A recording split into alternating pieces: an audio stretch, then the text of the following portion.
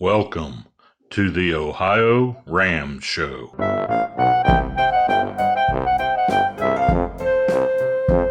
Well, hello again. It's the Ohio Ram Show, and guess what?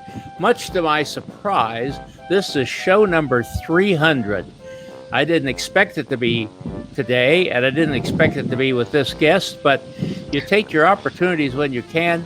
We don't have time to reflect on what it means to be show number 300 because we've got Simon Potter on the line, and he's just about ready to win the virtual race across the West. Simon, how are you doing out there? How's it been going for you? Yeah, it's all good.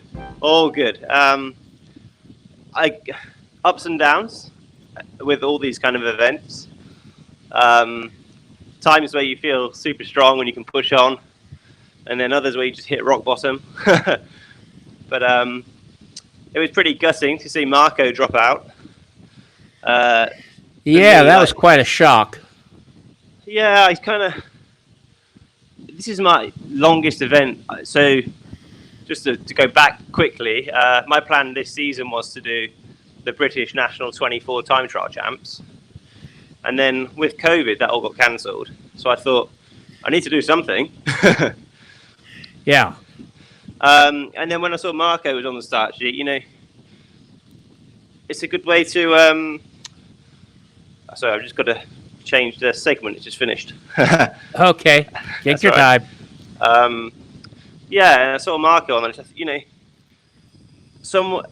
I've sat and watched on the sidelines a long time, 10 years probably. So he's one of those riders that I guess you aspire to. I'm relatively young in the ultra cycling world. I'm 32. So yeah, aspire a lot, looking at riders like him.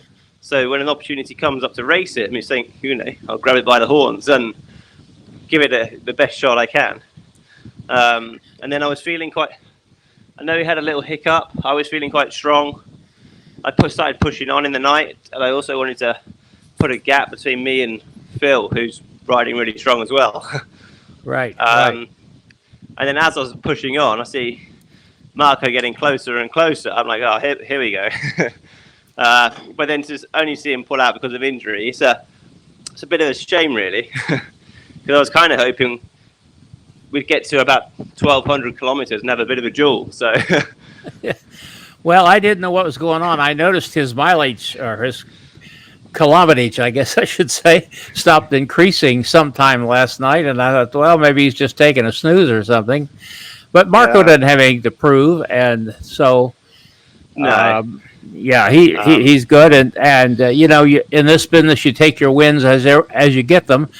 When I last looked, it looked like you were about 50 kilometers out. Does that sound about right? Yeah, I'm about 30 now.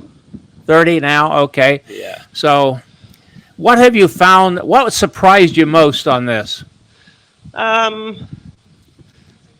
It's got to be the climbing. It's absolutely savage. There's no respite. You climb, the next second when you climb, when you're outdoors, you get to swing the bike left to right, and it kind of adds that extra bit of flow and drive, and you just don't get that. And it's just making it so hard. And I've been speaking with other riders who are, doing the VRAW, and everyone's saying the same thing. Right. I'm hearing it all over. Yeah, I mean, and I look at, I've got the screen in front of me, and probably out of a start, I mean, I know some people are planning to do it over the 12 days and work commitments, etc. Right. But if you were trying to do it in the 4-day cutoff time, there's going to be a handful of people that make it within that 4-day cutoff time. Yeah.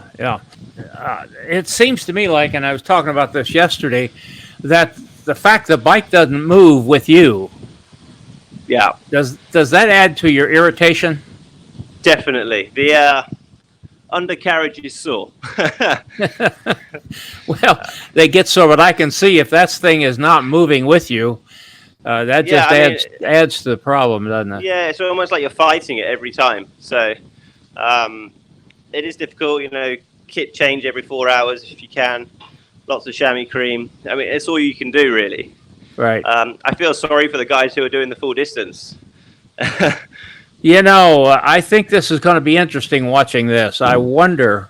Well, I'm not going to speculate, but we're going to be watching, aren't we? Yeah. Yeah. I think similarly. I'm not sure how feasible it is for a lot of them. Yeah. Hey, where are you at? You're in England, aren't you? Yeah. So I'm in Hampshire, which is just southwest of London. So right in the country. Yeah, I've cycled through that country. Beautiful there. Yeah, it's Okay. really nice. Well, listen, I'm not going to hold you up anymore. I just wanted to check with you. I hope I don't spook anything by congratulating on your win. But at this point, I think you can probably, well, there's no coasting in this, is there? No, not well. On the downhills, if you've got the turbo's fitted with like a freewheel, but yeah, you've got to. The chain stays pretty tight most of the time. Yeah, I know it does. Simon, it's nice to meet you. Nice to talk with you, and good luck. And we hope we see you again out there on the real leaderboard. Okay. Yeah, I think next year is my plan for RAM. So. Okay, we'll be looking forward, and we'll be watching for you here in Ohio. Great. Cheers, Lee. I'm gonna go get a beer in the fridge ready. Okay, very good. Bye-bye. Take care. Bye. This is Gregory Zuber, thanking you for watching and sharing. Music by Kevin MacLeod.